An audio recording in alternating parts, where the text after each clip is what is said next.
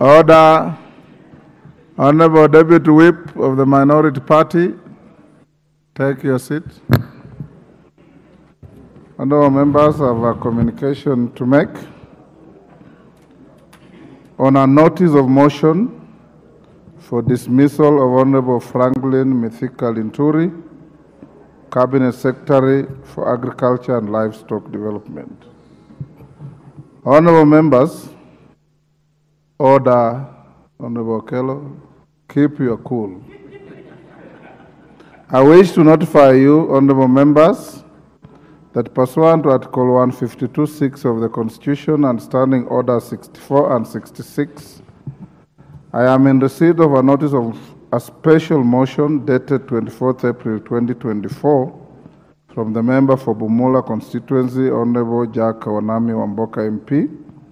The Honourable Member seeks a resolution of the House for the dismissal of the Honourable Franklin Mithika Linturi as the Cabinet Secretary for Agriculture and Livestock Development on grounds of gross violation of the Constitution or any other law, serious reasons to believe that the Cabinet Secretary has committed a crime under national law, and gross misconduct. Honorable members, Standing Order 661 provides that before giving notice of a motion under Article 152(6) of the Constitution, a member shall deliver to the clerk a copy of the proposed motion in writing. Whereas Standing Order 661 is silent on the timeline within which the clerk is required to consider the proposed motion and advise the Speaker, it must be noted that a motion for dismissal of a Cabinet Secretary is a special motion under Standing Order 61 which ought to be disposed of expeditiously. Consequently, the clerk is required to consider the proposed motion and advise the Speaker without unnecessary delay. Further, in the case of the Speaker, Standing Order 64 and 66 provide that a proposed motion shall be disposed by the Speaker within 3 days of receipt of notice by a member. The 3 members at the bar, take your seats. This will take a little longer. Take the nearest seats.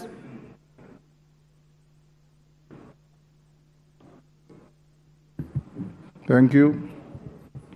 Honorable members, the strict timeline of 3 days is intended to allow the Speaker to examine the proposed motion and any evidence attached to it and determine whether the proposed motion meets the procedural requirements outlined in the standing orders. In this regard, I note that the member for Bumula constituency submitted the proposed motion to my office last week on Wednesday, 24th April 2024. Article 259(5) of the Constitution provides for the manner of computation of time. It guides that where time is expressed as days, the day on which the first event occurs is to be excluded, and the day by which the last event may occur is to be included when computing time. Consequently, the period of 3 days that applies to the Speaker in respect of the proposed motion started running from Thursday, 25th April 2024, the 3 days expiring on Saturday, 27th April 2024, and as such, the earliest available opportunity for the Speaker to notify the House on the admissibility of the proposed special motion is today, being the nearest available sitting of the House since receipt of the proposed motion. Honorable members, allow me to highlight the legal and procedural requirements that guide the process of dismissing a Cabinet Secretary.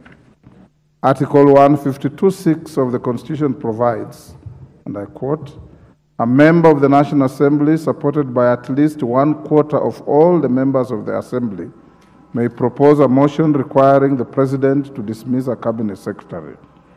A, on the grounds of gross violation of a provision of the Constitution or any law, or any other law, and B, where there are serious reasons for believing that the Cabinet Secretary has committed a crime under national or international law, or C, for gross misconduct." Procedurally, Standing Order 661 provides that before giving notice of motion under Article 152 6 of the Constitution, a member shall deliver to the clerk a copy of the proposed motion in writing. A, stating the grounds and particulars in terms of Article 152(6) of the Constitution upon which the proposed motion is made. B, signed by the member, and C, signed in support by at least 1/4 of all the members of the Assembly. Honorable members, additionally, the Standing Order 64(1)A provides as follows on the admissibility of grounds for removal from office.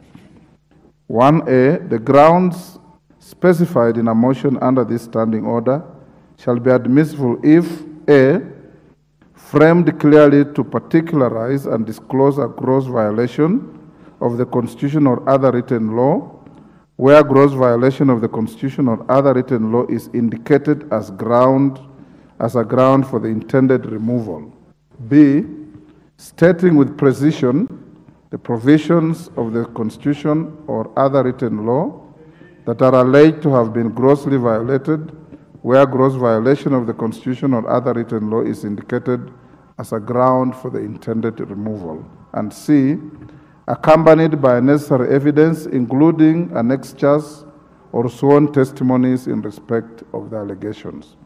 Honorable members, it's worth noting that Standing Order 64(1)A and 66, as presently couched, find their basis from the practice of the House in the 11th and 12th Parliament, where notices of motion were submitted by members for dismissal of various cabinet secretaries. This includes the notice of motion for dismissal of the then cabinet secretary for devolution, Honorable Anne Waiguru, the notice of motion for dismissal of the then cabinet secretary for transport, Mr. James Macharia, and the notice of motion for the dismissal of the then cabinet secretary for education, Professor Jacob Kaimenyi. My predecessor, the Honorable Justin Muturi, Speaker, has had occasion to guide the House on the manner of considering a special motion such as the one proposed by the Honorable Member for Bumula. In a communication issued on 22nd October 2015 on the processing of special motions on removal of state officers, the Speaker guided as follows. Members at the bar, take the nearest seat. The nearest seat.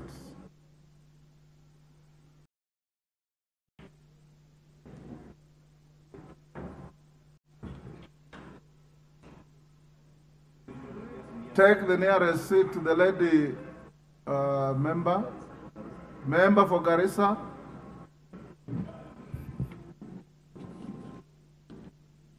The Speaker guided the House as follows: that all special motions brought before the House under Article 152(6) of the Constitution should comply with the threshold established by the courts of law as to what constitutes gross violation of the Constitution or gross misconduct under the Constitution.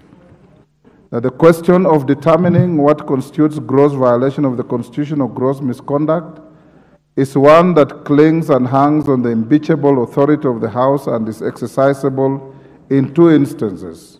Firstly, at the point of the approval of the special motion for impeachment or dismissal by the Speaker pursuant to the Standing Order 47(3)B and E, which requires the Speaker to be satisfied of the constitutional and evidential propriety of the special motions. Secondly, at the point of investigations conducted by the relevant select committee or tribunal pursuant to the provisions of the relevant article of the Constitution.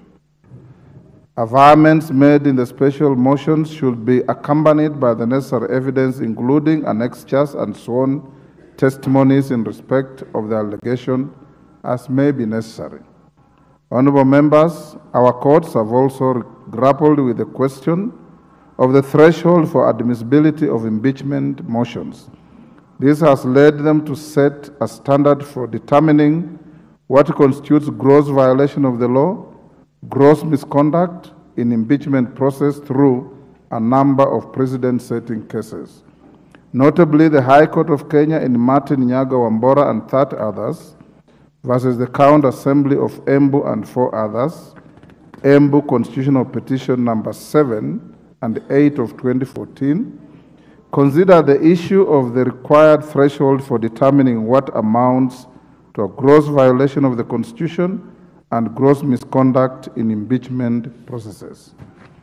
With regard to what constitutes gross violation of the Constitution, the court observed that, and I quote, "The charges framed against the governor and the particulars thereof must disclose a gross violation of the Constitution and any other written law, and the charges as framed must state with degree of precision the articles or even sub-articles of the Constitution or the provisions of any other written law that have been alleged to be grossly violated." Honorable members, the court further gave examples of constitutional provisions whose violation would constitute gross violation of the Constitution. According to the court, this includes the three members at the bar. Take the nearest seats. Take the nearest seats. Thank you. According to the court, this includes Chapter 1 on the sovereignty of the people and supremacy of the Constitution, more specifically Articles 1, 2, and 3(2) of the Constitution. Chapter 2, Article 4, that establishes Kenya as a sovereign multi-party republic, and Article 6, that establishes devolution and access to services. Article 10 on the national values and principles of good governance. Chapter 4 on the Bill of Rights. Chapter 6, Articles 73 and 78 on leadership and integrity. Chapter 12, Article 201 on principles of public finance. Chapter 13, Article 232 on values and principles of public service. And Chapter 14, Article 238 on principles of national security, among other constitutional provisions. Further, in respect of what constitutes gross misconduct, the court observed that whether a conduct is gross or not will depend on the matter as exposed by the facts. It cannot be determined in a vacuum, but in relation to the facts of the case and the law policing the facts. Gross misconduct is defined as a grave violation or breach of the provisions of the Constitution and a misconduct of such a nature as amounts, in the opinion of the House of Assembly, to gross misconduct. Honorable members, drawing from the foregoing, the House amended its standing orders at the end of the 11th Parliament to comply with the prescribed thresholds. Presently, our standing orders 64 and 66 incorporate the pronouncements of the court on the threshold for admissibility of grounds for removal of a cabinet secretary by requiring that grounds in a motion must be framed clearly to particularize and disclose a gross violation of the Constitution or other written law. And the such grounds must also state with precision the provisions of the Constitution or other written law that are alleged to have been grossly violated. Honorable members, having examined the legal and procedural requirements of processing special motions for the removal of persons from office, permit me now to determine whether the proposed special motion by the member for Bumula is admissible. Honorable members, it is worth noting that the Standing Order 47(3)(b) and (e) places an obligation on the Honorable Speaker to make a determination on whether any proposed motion is contrary to the Constitution or contains allegations which the mover cannot substantiate. As noted earlier, the question of determining what constitutes gross violation of the Constitution or gross misconduct is one that clings and hangs on the impeachable authority of the House and is exercisable in two instances. Firstly, at the point of the approval of the special motion for impeachment by the Speaker, and secondly, at the point of investigations conducted by the relevant select committee. Honorable members, in determining the admissibility of the motion proposed by the member, I am required to examine two key issues. The first issue is whether the proposed motion meets the requirements of the Constitution and standing orders as to form the threshold required to move such a motion. And the second issue is whether the grounds as contained in the proposed motion are admissible. Honorable members, on the first issue, I note that from a reading of Article 152(6) of the Constitution and Standing Order 66, a proposed motion by a member for the dismissal of a cabinet secretary must be supported by at least 1/4 of all members of the Assembly. A quarter of all the members of this Assembly is 87.25. In particular, in parliamentary practice, a decimal point is rounded off to a whole number. Consequently, the threshold for initiating a motion for the dismissal of a cabinet secretary is 88 members of this House. Secondly, the Standing Order 66 provides that the proposed motion should be in writing. The proposed motion should state the grounds and particulars in terms of Article 152(6) of the Constitution upon which the proposed motion is made. The proposed motion should be signed by the member and accompanied by the member and signed in support by at least 1/4 of all the members of the Assembly.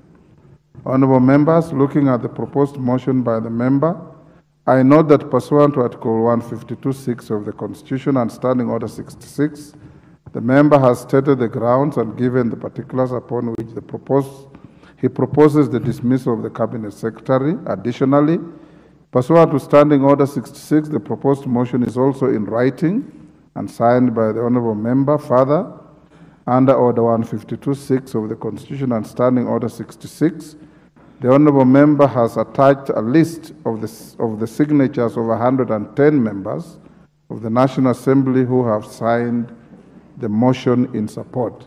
Members at the bar, take the nearest seats. Take the nearest seats.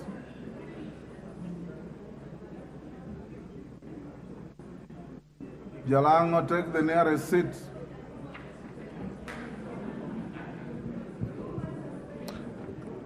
Honorable members, consequently, I find that the proposed motion by the member for Bumula meets the requirements of Article 152 of the Constitution and Standing Order 66 as to form and the threshold required for a member to move a motion for dismissal of a cabinet secretary. This settles the first issue. Honorable members, moving to the second issue on the admissibility of the grounds specified in the motion, under Standing Order 64(1)A and 66, grounds cited in the special motion are admissible if A, framed clearly to particularize and disclose a gross violation of the Constitution or other written law, where gross violation of the Constitution or other written law is indicated as a ground for intended dismissal. B, they state with precision the provisions of the Constitution or any other written law that are alleged to have been grossly violated, where gross violation of the Constitution or other written law is indicated as a ground for the intended removal. And C, accompanied by necessary evidence, including annexures or sworn testimonies in respect of the allegations. Honorable members, Article 152(6) of the Constitution provides for 3 grounds for which a cabinet secretary may be removed from office. These are gross violation of the Constitution or any other law, serious reasons to believe that the cabinet secretary has committed a crime under national law, and gross misconduct. Permit me now to highlight the grounds specified in the motion for dismissal of the Cabinet Secretary for Agriculture and Livestock Development. Honorable members, on the ground of gross violation of the Constitution, the member for Mula has stated as follows in the proposed motion: A, that the Cabinet Secretary has grossly violated the Constitution, in particular Article 2 and 10(1)(c) of the Constitution, on national values and good governance, for failure to undertake public participation with the relevant stakeholders in the implementation of a far-reaching policy decision on the procurement and distribution of fertilizer. That the conduct of the Cabinet Secretary of approving procurement and distribution of fake fertilizer by the NCPB discloses a gross violation of national values and principles of good governance contrary to Article 10(1)(b) of the Constitution. C, that the conduct of the Cabinet Secretary of approving the procurement and distribution of fake fertilizer discloses a gross violation of the Constitution by infringing Article 46 of the Constitution of Consumer Rights to goods and services of reasonable quality and their protection of health, safety, and economic interests. D, that the conduct of the Cabinet Secretary of approving the procurement and distribution of fake fertilizer amounts to gross violation of the public trust, and the Cabinet Secretary failed to demonstrate respect for the people, bring honor to the nation and dignity to the office, and promote public confidence and integrity of the office contrary to Article 73(1) of the Constitution. E, that the conduct of the Cabinet Secretary of approving the procurement and distribution of fake fertilizer amounts to gross violation of the principles of public finance contrary to Article 201 of the Constitution, as public money was not applied in a prudent and responsible way.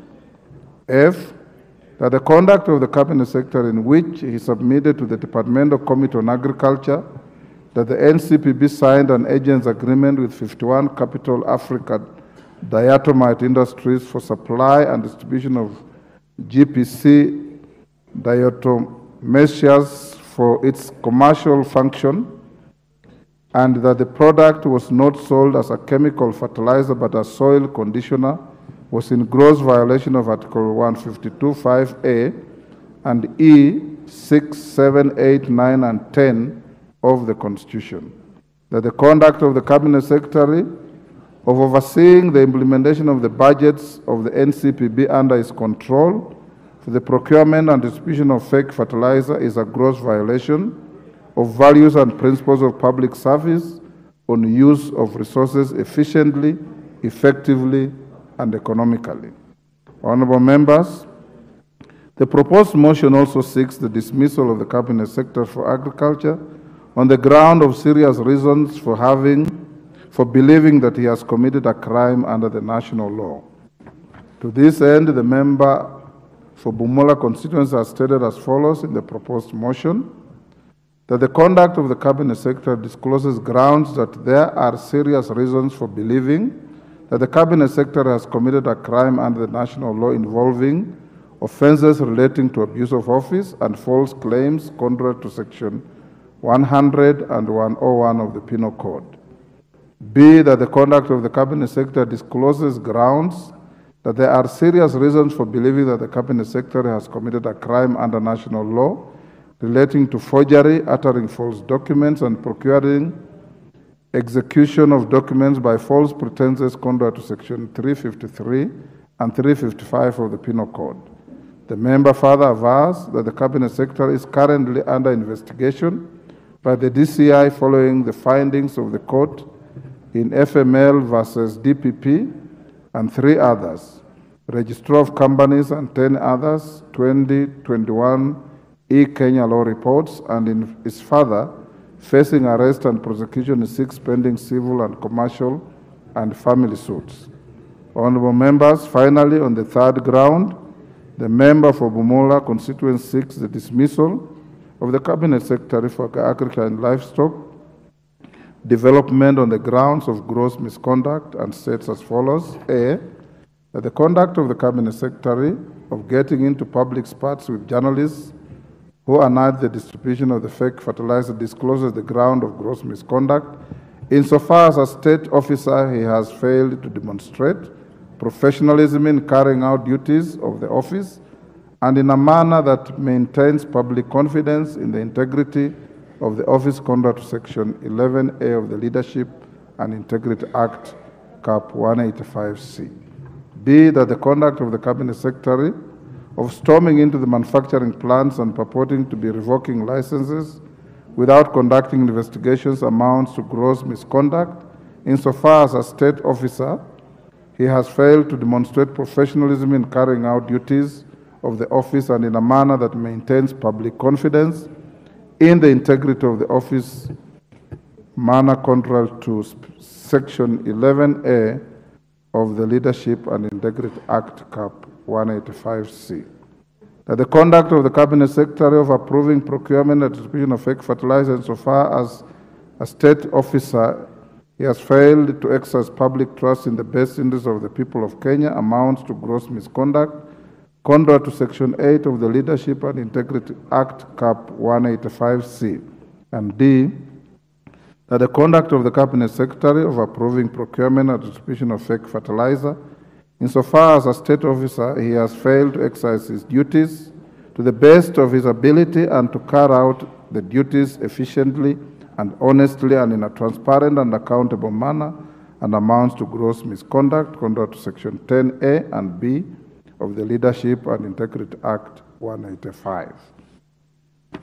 E, that the conduct of the Cabinet Secretary of approving the procurement and distribution of fake fertilizer by NCPB discloses the ground of gross misconduct insofar as the state officer has failed to demonstrate professionalism in carrying out duties of the office in a manner that maintains public confidence in the integrity of the office, contrary to Section 11A of the Leadership and Integrity Act, Cap 185C.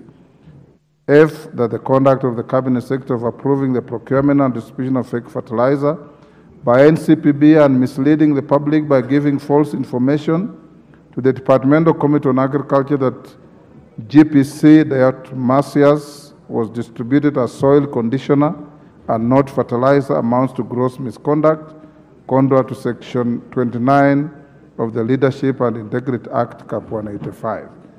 Members at the bar, take the nearest seats.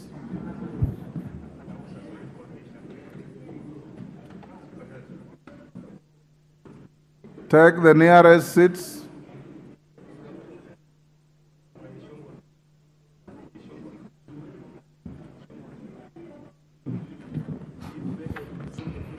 Thank you. Honorable members, in addition to the three grounds that I have just highlighted, the member for Bumula has attached additional background information to further substantiate his stated grounds. Additionally, the honorable member has attached a sworn statement in which he avers that all the information stated in the proposed motion is true and correct to the best of his knowledge. Notably, the honorable member has also annexed to the proposed motion evidence and supporting documents contained in 5 annexes.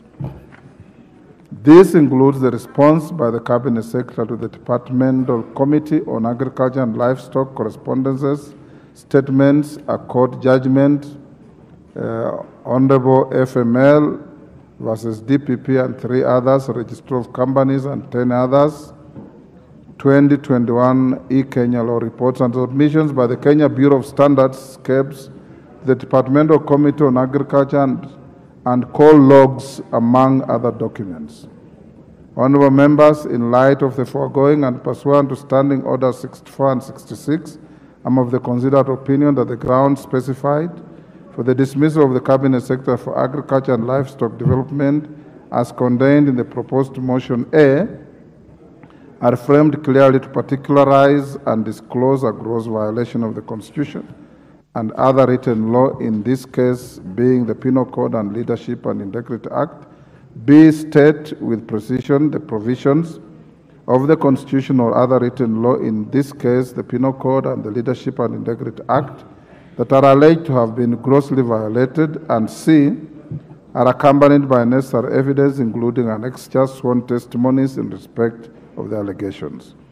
Consequently, the grounds for dismissal of the Cabinet Secretary for Agriculture and Livestock Development and contained in the proposed motion comply with the requirements of Standing Order 64, 1A and 66. This also settles the second issue. Honorable members,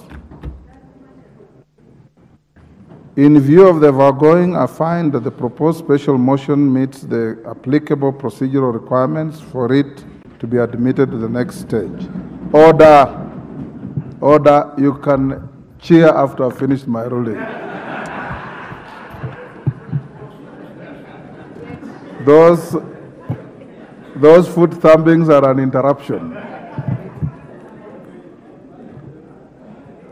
In this regard, honorable members, as with a light touch, I note that Standing Order 47-4A provides that a member shall give notice of motion in the House within 3 sitting days following approval by the Speaker. In the circumstances following my approval of the proposed motion, I will allow the member for Bumula to give the notice of motion for dismissal of the Cabinet Secretary for Agriculture and Livestock Development this afternoon under Order number 6 on notices of motion. Once the Honourable Member gives the notice of the motion under Standing Order 47-4A, the motion shall proceed to the next stage. Honourable Members, I will now highlight a summary of what is expected of the House once the member gives the notice of the motion. In terms of timeline, pursuant to Standing Order 64 and 66, the House is required to dispose of the motion within 7 days of the member giving notice, under Standing Order 47. In the event the House does not adhere to the timeline, the motion shall be deemed to have been withdrawn and shall not be moved again in the same session except with the leave of the Speaker. Consequently, if the member for Bumula gives notice this afternoon, the House has until next week, Tuesday, 7th May 2024, to dispose of the motion. However, noting the House is scheduled to proceed on a 1-month recess from Friday, 3rd May 2024, it is advisable that the House disposes of this motion by Thursday, 2nd May 2024. This shall allow the House to become seized of the matter before proceeding on recess. Honourable Members, under Article 152(7) of the Constitution, the House becomes properly seized of the matter if the motion is supported by 1/3 of the members of the National Assembly. Upon approval of the motion, the House is required to appoint a select committee of 11 members to investigate the matter. 1/3 of all the members of the National Assembly, which is 116.3, rounded off to a whole member, the motion shall require the support of 117 members for it to be referred to a select committee for investigations. With regard to the timelines applicable to the committee, Standing Order 66(5) provides that the select committee shall, within 10 days, report to the Assembly whether it finds the allegations against the Cabinet Secretary to be substantiated or otherwise. If the select committee reports finds that the allegations are unsubstantiated, no further proceedings are taken thereafter. However, if the select committee report finds that the allegations are substantiated, the House is required to afford the Cabinet Secretary an opportunity to be heard and a vote whether to approve the resolution requiring dismissal of the Cabinet Secretary. Pursuant to Article 152(10) of the Constitution, a resolution requiring the President to dismiss a Cabinet Secretary must be supported by a majority of the members of the National Assembly, which is 175 members. A resolution that achieves the required support must be promptly delivered to the President and is bound to dismiss the Cabinet Secretary in question upon receipt. Honourable members, from the foregoing, you will agree with me that once the member for Bumula gives the notice of motion this afternoon, the stage shall be set for the House to commence the consideration of the motion. To this end, members should take cognizance of the constitutional and procedural requirements, the threshold and prescribed timelines at different stages of consideration of the motion that I have just highlighted to you. Honourable members, in summary, therefore, I wish to guide the House as follows. Members at the bar, take the nearest seats.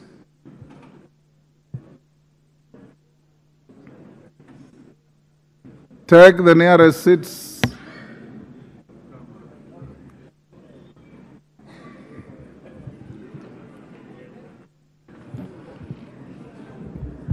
Honourable members, I now wish to guide the House as follows. 1, that the proposed motion by the member for Bumula constituency meets the applicable procedural requirements of Standing Order 64 and 66 for it to be admitted and considered by the House.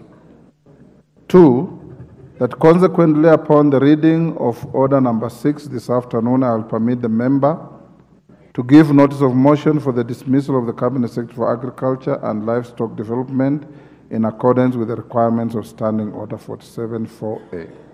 3, that since today is not a day for debate, in giving notice of the special motion, the member shall limit himself to a summary of its content, state the grounds upon which the special motion has been made, and the names of the members who have appended their signatures in support of the special motion as required under Article 152 of the Constitution and Standing Order 66.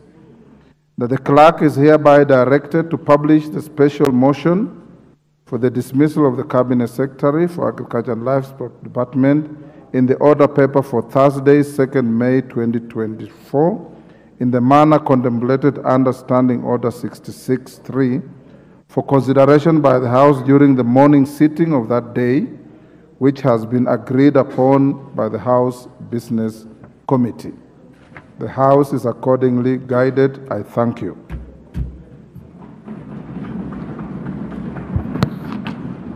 Go to order number